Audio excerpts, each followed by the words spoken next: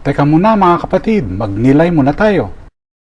Alam mo ba na noong 1241, itinaas ni Santa Clara ang banal na sakramento sa harapan ng mga mananalakay at bigla silang umurong at umatras. Walang espada ang hinugot. Ang tanging itinaas ay ang monstrance.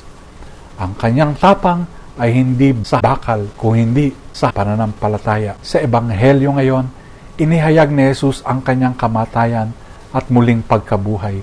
Isang paalaala na ang tunay na kapangyarihan ng Diyos ay nahahayag sa kababaang loob. Sa aklat ng Deuteronomy, tinawag tayo ni Moises na mahalin ang Diyos at paglingkuran siya ng buong puso, lalo na sa pag-aaruga sa mahihina. Ipinamuhay ito ni Santa Clara. Sa likod ng katahimikan ng kumbento, ang kanyang panalangin at pagdaralita ay naging kalasag ng simbahan. Tahimik man ang kanyang kabanalan, hindi ito matitinag. Minsan, ang pinakamatibay na sandata ay hindi lakas, kung hindi ang presensya.